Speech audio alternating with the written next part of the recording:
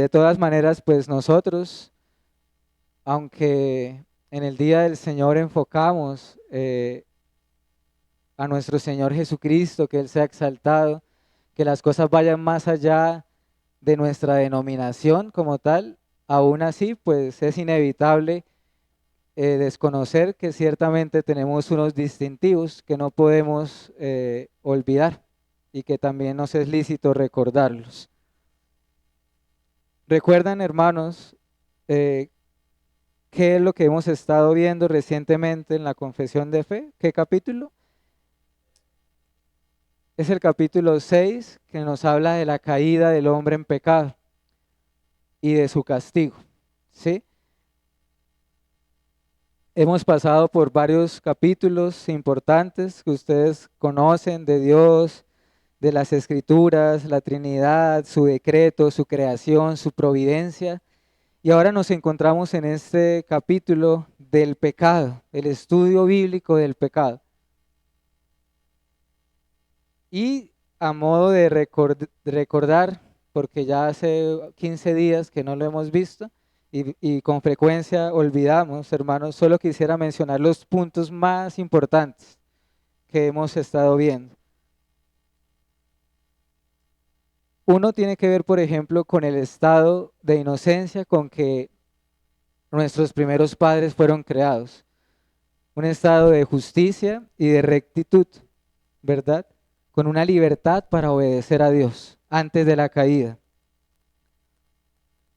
Consideramos también, por ejemplo, que la caída de Adán y de Eva en pecado fue parte incluso del decreto de Dios, que eso no escapa de su soberanía y de su providencia, sin que esto quiera decir que Dios sea autor del pecado o autor del mal. Y recientemente estuvimos viendo las consecuencias que trajo el pecado de Adán a nosotros. ¿Como cuáles? Pérdida de la comunión con Dios, separación con Él, destituidos de la gloria de Dios, pero aparte también las consecuencias que trajo al ser humano.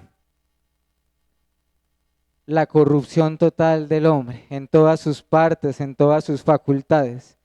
De manera que la Biblia, y leímos varios textos, sobre todo en Efesios, nos dice que la condición del hombre espiritual es muertos en delitos y en pecados.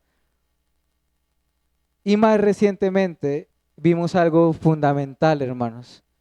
El pecado,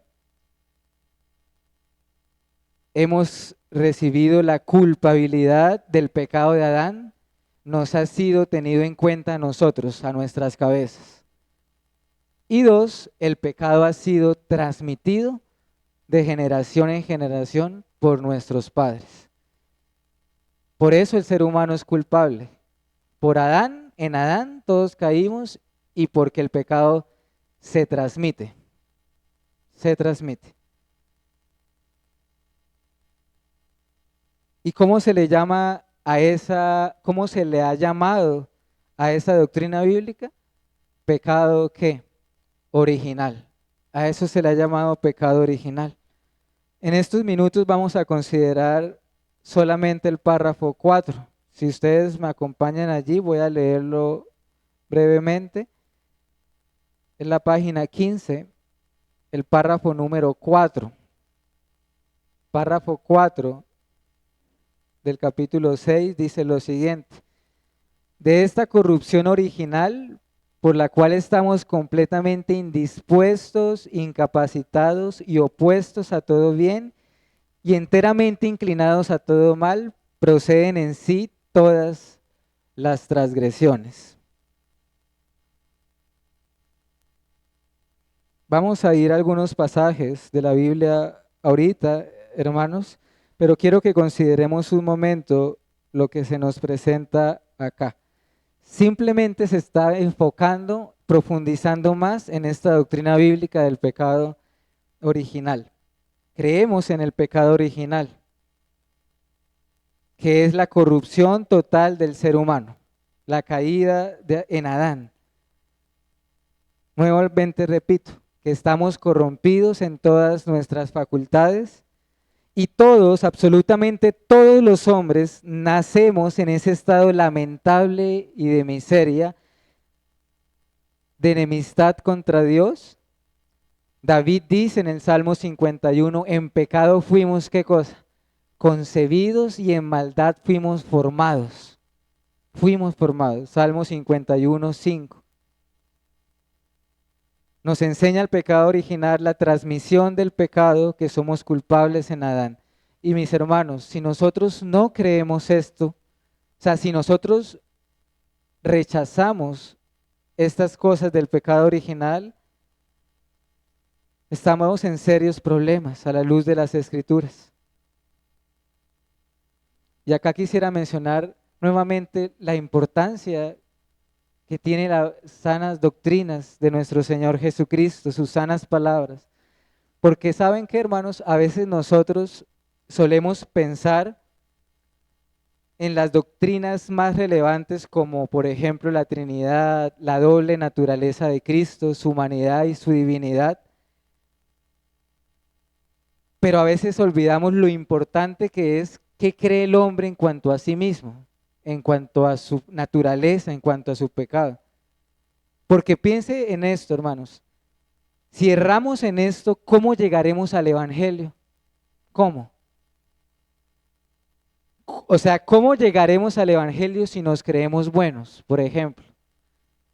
¿Cómo llegaremos al Evangelio si no creemos después de todo que somos tan malos? ¿Me hago entender? ¿Cómo veremos la necesidad de un Salvador, como cantábamos ahorita, si no creemos que somos culpables y que merecemos en el infierno, por ejemplo? O peor aún, si no creemos en el infierno. Pero, ¿y si no crees en la autoridad o en la inspiración o en la suficiencia de la Biblia? ¿Verdad? ¿Cuántas personas rechazan el Evangelio por la sencilla razón de que creen que este libro no es inspirado por Dios y que tiene muchos errores? Y ya por eso hay una barrera impenetrable que no permite oír el Evangelio. ¿Qué quiero comunicar, hermanos?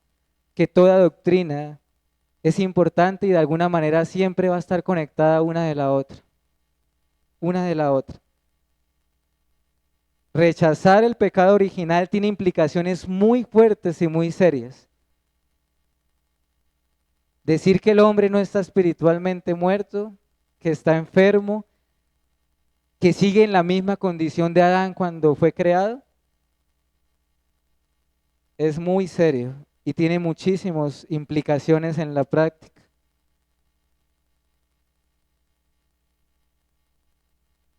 Una cosa va llevando a la otra. Y lo que quiero resaltar en este momento es que todo está en términos absolutos acá. Hermanos, son muchos, y yo lo creí antes en otra época, los que creen que el hombre fue afectado por la Adán solo parcialmente, pero que esta afectación no es tan grande después de todo, que el hombre no cayó al punto de que está destituido de la gloria de Dios, o que no lo afectó tanto como para perder su libertad o su libre albedrío. Está enfermo y puede mejorar.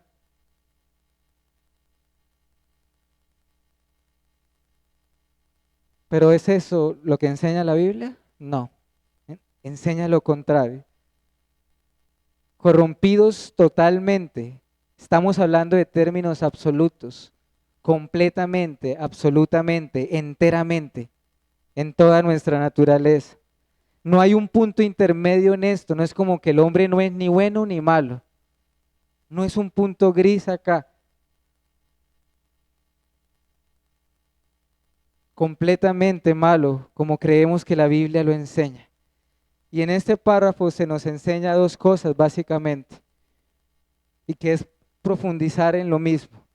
Naturalmente estamos incapacitados e indispuestos. Quiero resaltar esas dos palabras solamente, incapacidad e indispuestos.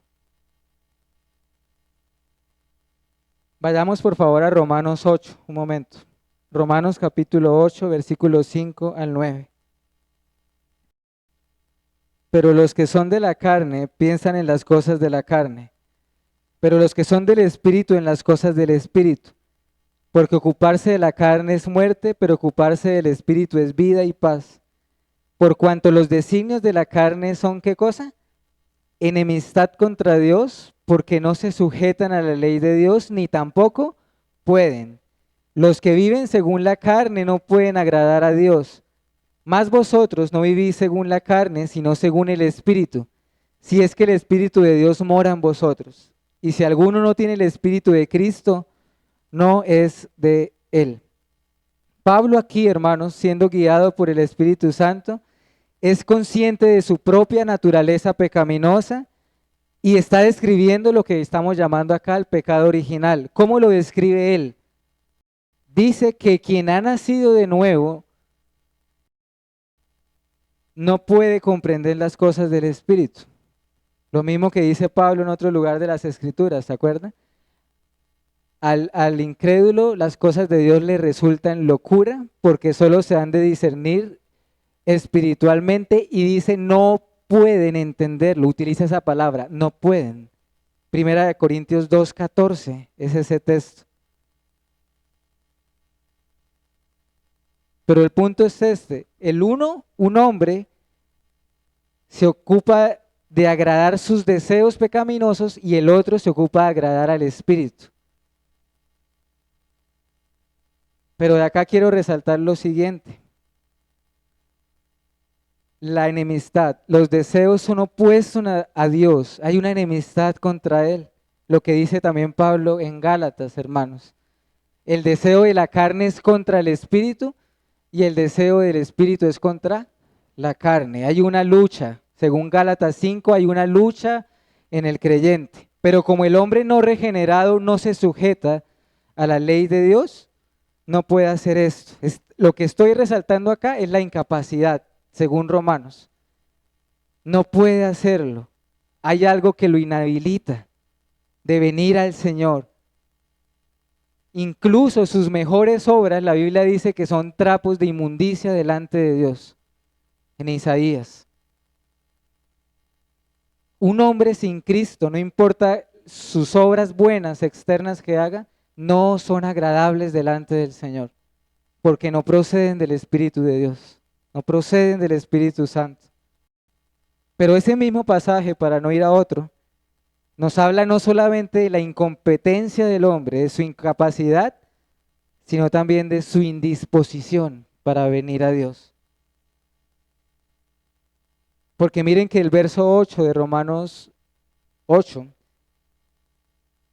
dice lo siguiente: no se sujetan a la ley de Dios ni tampoco pueden hacerlo.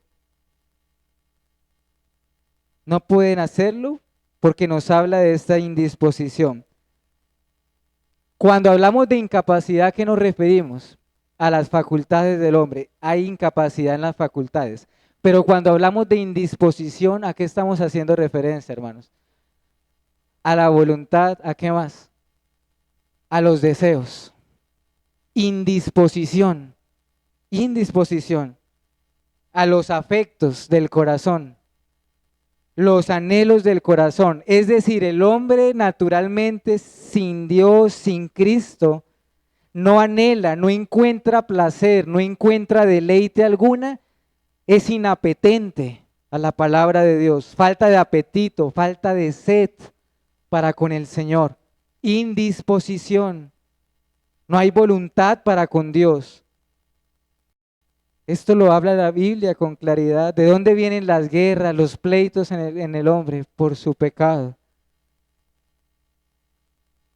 Cuando alguien está indispuesto de salud, por ejemplo, ¿cómo nosotros lo sabemos? ¿Cómo se evidencia eso? La persona de pronto no tiene ánimos de hacer nada. Cuando una persona está indispuesta anímicamente hablando, ¿cómo se refleja eso? No quiere hablar con nadie, quizás quiere estar solo.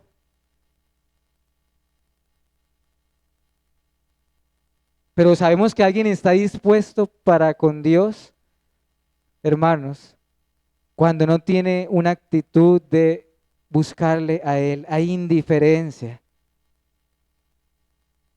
Es más, a veces hasta se puede apreciar cuando alguien puede venir a la iglesia indispuesto por una obligación o por algo así. Es apenas palpable. Todo lo que tiene que ver con Dios le parece pesado. Yo estoy describiendo acá al hombre sin Cristo y a lo que éramos tú y yo antes. Nos parece pesado, nos parece aburrido. No hay deseable, nada deseable en estas cosas. Y todos nacimos así, hermanos. Todos nacimos así. De modo que ahí vimos dos palabras importantes: incapacidad e indisposición. Y antes de ir a la última parte, quiero mencionar otras dos palabras más: oposición al bien e inclinados al mal. Oposición al bien e inclinación hacia el mal. Vayamos a Colosenses 1, versículo 21. Y a vosotros también, que erais en otro tiempo extraños y enemigos en vuestra mente, haciendo malas obras, ahora os ha reconciliado. Colosenses 1, 21. ¿Qué quiero resaltar acá? El ser humano tiene un problema de enemistad con Dios, nace enemistado con Él, le aborrece, le odia. Si usted le pregunta a un incrédulo que si odia a Dios, él seguramente le va a responder que no lo odia. Pero ¿cómo sabemos que sí lo odia? Por su vida, por su vida. Su vida pecaminosa dice que sí lo odia. Quizá puede que no lo diga con sus labios, pero sus obras dicen que sí. De la misma manera como el que ama a Dios guarda sus mandamientos. Así también el que le aborrece los quebranta, los quebranta. Nuestro texto de Colosenses 1:21 dice: enemigos en nuestra mente, enemigos. Mis hermanos, el hombre nace con una inclinación al mal. ¿Qué quiere decir una inclinación? Es propenso, propenso a toda clase de obras pecaminosas. Practicar la impiedad, cualquiera que ésta sea. El hombre se deleita como el cerdo se deleita ¿en qué cosa? ¿Por qué el cerdo se deleita en el lodo? Porque su naturaleza es esa. Hermanos, esto es tan evidente que quien lo niegue se tiene que ser muy ciego para negar estas cosas a la luz de las Escrituras. Diabólica, atención a esto, diabólica es aquella idea que dice que el ser humano es inherentemente bueno y que hacemos el bien. Eso viene del infierno, hermanos. Eso es lo que Satanás desea. No somos como Adán antes de la caída, inclinados al mal, pero no solo inclinados al mal, opuestos a todo bien. ¿Qué quiere decir opuesto? Le hacemos guerra al bien. Por eso la Biblia en algún lugar de las Escrituras dice: a lo bueno le llaman ¿qué? Y a lo malo le llaman ¿qué? Bueno. Lo dulce lo tienen por amargo y lo amargo por dulce. Isaías 5:20 es ese texto. A lo dulce le llaman amargo. De manera que lo que estamos considerando es que el hombre no solamente ama el mal, sino que odia el bien. Hace todo lo opuesto, hermanos. Le fastidia lo santo, le fastidia lo que es puro. Lo repele. Y quiero mencionar algo de la realidad de esta verdad bíblica, del pecado original. Hermanos, por favor no pensemos que las doctrinas de la Biblia son solo ideas, son solo información en la cabeza. Acá no estamos filosofando como hacían los filósofos en la antigüedad. No son ideas vagas, no son meros razonamientos. Estamos hablando de realidades absolutas que podemos evidenciar y palpar cada día a nuestro alrededor y en nosotros mismos.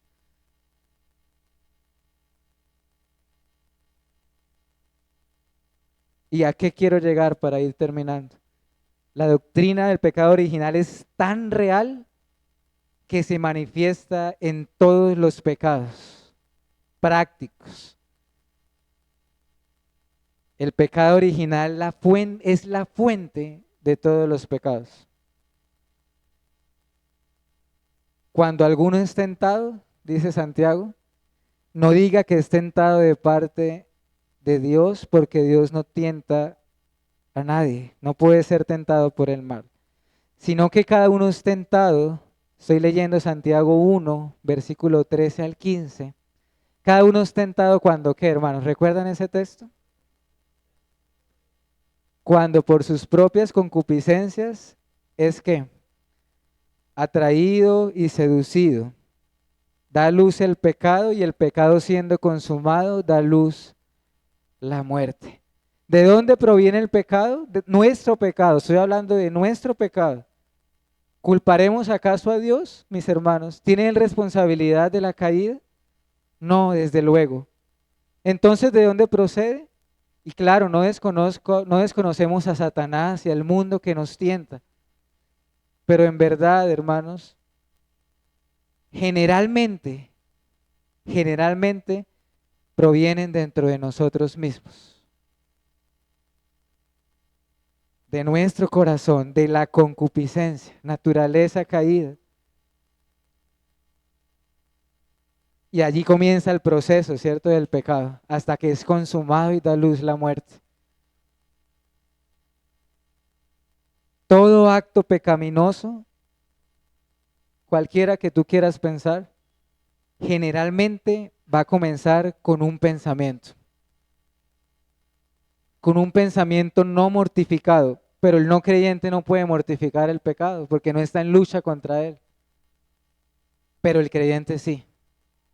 Haced morir lo terrenal que hay en vosotros, tened la mente de Cristo.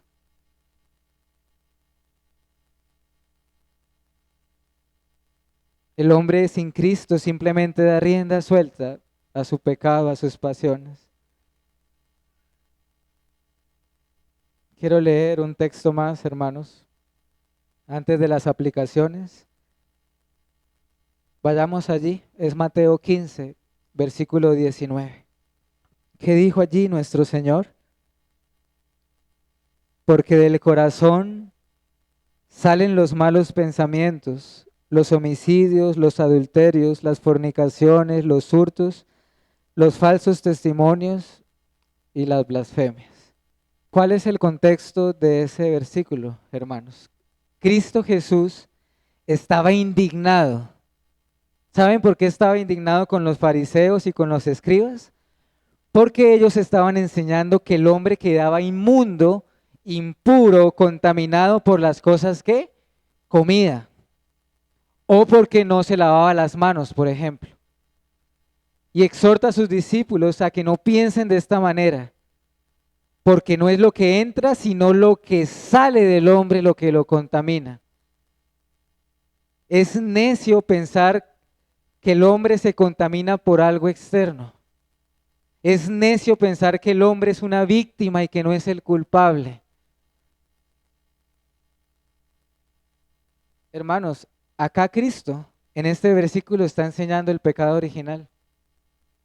Del corazón del hombre salen la corrupción total del hombre, ese corazón malo por naturaleza. De él procede, es la fuente de toda clase de maldades y pecados. Sí, del corazón perverso, lo que nos dice Jeremías, engañoso y perverso es el corazón más que todas las cosas. Del corazón perverso salen toda clase de que no puede ser diferente, de perversidades. Y eso se refleja en todo lo que el Señor menciona acá: homicidio, robos, inmoralidad sexual, etcétera. ¿A qué nos lleva esto en la práctica? Que no debemos ver el pecado solo como algo externo, Debemos ir a la raíz, a la fuente de las cosas. ¿De qué sirve tratar la vida de reformarla solo externamente hablando, hermanos? ¿Me hago entender? Me pongo a pensar, por ejemplo, alguien que es alcohólico y va a un lugar de esos que es para rehabilitación. Supongamos que lo logran y la persona no vuelve a tocar una botella de alcohol nunca más. Solo fue una reforma que moral, hermanos. Ese corazón sigue siendo malo y de él van a seguir saliendo otros pecados. Todos los pecados provienen de una misma fuente, el corazón del hombre. El pastor Waldron también lo resume así, abro comillas. Pecamos no accidentalmente o en contra de nuestra disposición, básicamente buena, sino lo contrario, pecamos porque somos básicamente malos.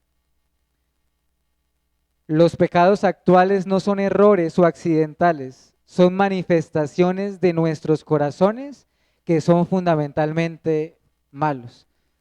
Y él pone el ejemplo de una manzana. Si uno ve una manzana, la fruta, y ve que exteriormente está negra o algo así, muy seguramente es porque la médula de esa fruta está completamente ¿qué? Podrida, podrida. Es un ejemplo, una comparación de lo que es el corazón del hombre. Concluyo, hermanos, con estas reflexiones. Por favor, tengamos en cuenta lo que Pablo dice. En mí no mora el bien, decía el apóstol Pablo. Romanos 7:18. Yo sé que en mí no mora el bien, como diciendo en estos miembros de mi cuerpo aún sigue habiendo una ley de pecado. Eso lo veremos en el último párrafo, el pecado remanente en el creyente. Todo esto que hemos visto en este tiempo, en estos minutos, me hace acordar de una enseñanza de Cristo de los árboles y los frutos. ¿Por qué se conoce a un árbol? Por sus frutos. De la naturaleza del árbol son sus frutos. De la naturaleza del árbol. ¿Cómo hablaremos lo bueno siendo malos? Dijo el Señor. El corazón mismo necesita ser regenerado, transformado, o si es necesario nacer de nuevo. Solo así daremos frutos, los frutos del Espíritu que dice la Biblia. Hermanos, te ruego que recuerdes algo. Ustedes y yo, durante muchos años, trayendo nuevamente en mente el pasaje que vimos de Colosenses, fuimos extraños para Dios.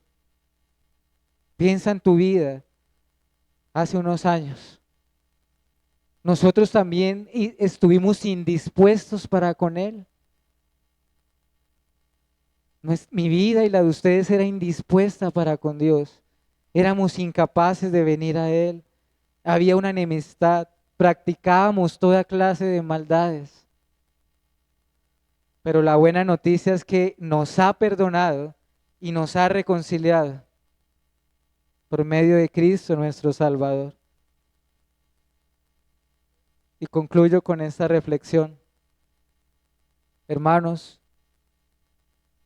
y por eso es bueno considerar esta verdad del pecado. Entre más comprendamos la maldad del hombre, más comprenderemos y apreciaremos la gracia de Dios. Tiene que ver una cosa con lo otro. Entre más percibamos la maldad del hombre, más veremos su gracia y la gran salvación que Él nos ha dado. Por eso la Biblia habla de una gran salvación. Fue el pastor John Newton, autor de Sublime Gracia, que en su ancianidad, cuando había perdido toda su memoria, solo recordaba una frase y él podía morir feliz recordando solo eso. Recuerden, hermanos, somos unos grandes pecadores y Cristo es un gran Salvador. Tú y yo somos unos grandes pecadores, pero Cristo ha sido un gran Salvador. Amén, hermanos.